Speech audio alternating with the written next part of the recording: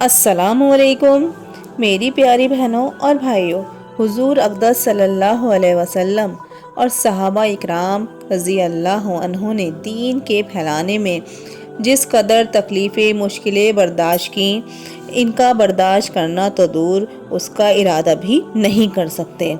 تاریخ کی کتابوں میں ان واقعات سے بھری ہوئی ہیں، مگر ان پر عمل کرنا تو علیحدہ رہا۔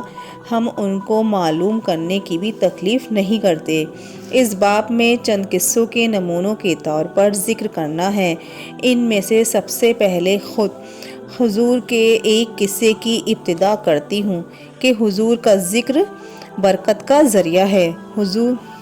حضور اکرم صلی اللہ علیہ وسلم کے طائف کے سفر کا قصہ۔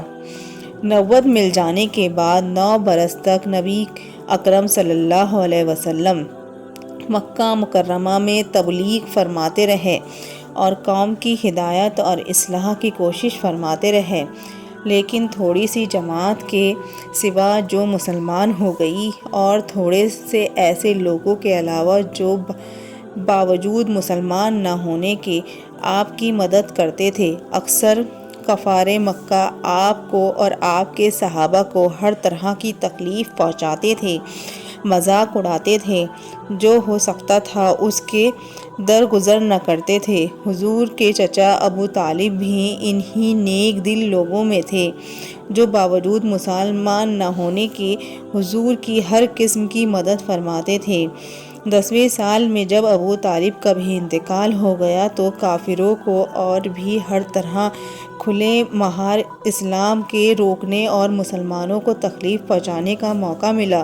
حضور اقدس صلی اللہ علیہ وسلم اس خیال سے طائف تشریف لے گئے کہ وہاں قبیلہ ثقیف کی بڑی جماعت ہے، اگر وہ قبیلہ مسلمان ہو جائے تو مسلمان کو ان تکلیف سے نجات ملے اور دین کو پھیلنے کی بنیاد بڑھ جائے۔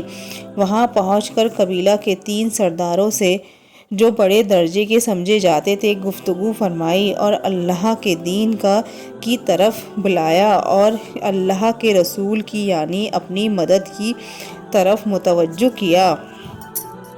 مگر ان لوگوں نے بجائے اس کے دین کی بات کو قبول کرتے یا کم سے کم عرب کے مشہور مہمان نوازی کے لحاظ سے ایک نووارد مہمان کی خاطر مدارات کرتے، صاف جواب دے دیا کہ نہایت بے رخی اور بد اخلاقی سے پیش آئے۔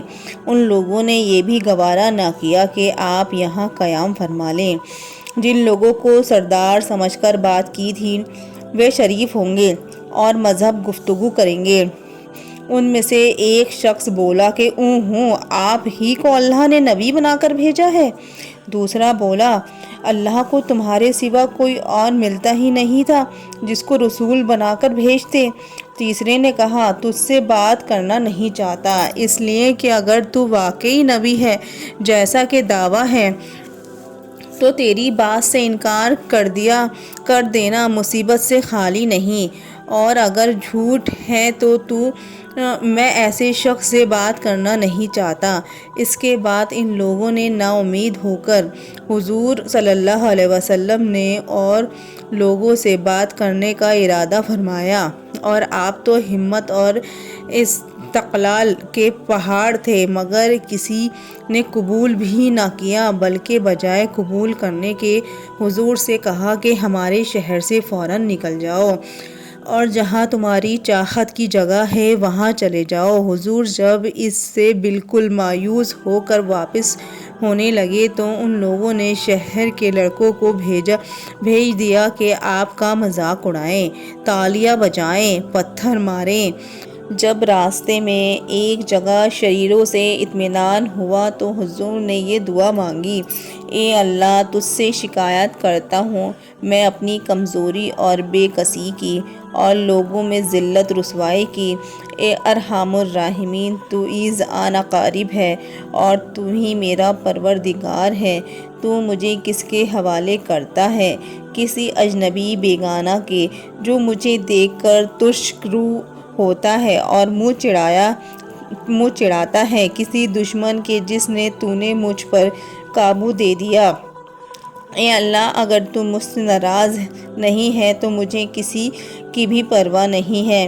تیرے حفاظت مجھے کافی ہے، اور تیرے چہرے کے ان نور کے طفیل جس سے تمام اندھیریاں روشن ہو گئیں اور جس سے دنیا اور آخرت کے سارے کام درست ہو جاتے ہیں، اس بات سے پناہ مانگتا ہوں کہ مجھ پر تیرا غصہ ہو یا تو مجھ سے ناراض ہو، تیری ناراضگی کا اس وقت تک دور کرنا ضروری ہے جب تک تو راضی نہ ہو۔ نہ تیرے سوا طاقت ہے نہ قوت۔ مالک الملک کی شان قہاری کو اس پر جوش آنا ہی تھا۔ حضرت جبرائیل علیہ السلام نے آ کر سلام کیا اور عرض کیا کہ اللہ نے آپ کی قوم کی وہ گفتگو جو آپ سے ہوئی سنی اور ان کے جوابات سنے، اور ایک فرشتے کو جس کے متعلق پہاڑوں کی خدمت ہے آپ کے پاس بھیجا ہے کہ آپ جو چاہیں ان کو حکم دیں۔ اس کے بعد اس فرشتے نے سلام کیا اور عرض کیا کہ جو ارشاد ہو اس کی تعمیل کروں، اگر ارشاد ہو تو دونوں جانب سے پہاڑوں کو ملا دوں جس سے یہ سب درمیان میں کچل جائے، اور جو سزا آپ تجویز فرمائیں۔ حضور صلی اللہ علیہ وسلم کی رحیم و کریم ذات نے جواب دیا کہ میں اللہ سے اس کی امید رکھتا ہوں، اگر یہ مسلمان نہیں ہوئے تو ان کی اولاد میں سے ایسے لوگ پیدا ہوں گے جو اللہ کی پرستش کریں گے اور ان کی عبادت کریں گے۔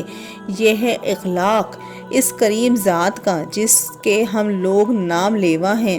ہم ذرا سی تکلیف سے کسی کو معمولی سی گالی دینے سے ایسے بھڑک جاتے ہیں کہ عمر بھر اس کا بدلہ نہیں اترتا، ظلم پر ظلم کرتے رہتے ہیں اور دعویٰ کرتے ہیں اپنے محمدی ہونے کا، نبی کے پیرو بننے کا۔ نبی کریم صلی اللہ علیہ وسلم اتنی سخت تکلیف اور مشقت اٹھانے کے باوجود نہ بد دعا فرماتے اور نہ کوئی بدلہ لیتے ہیں۔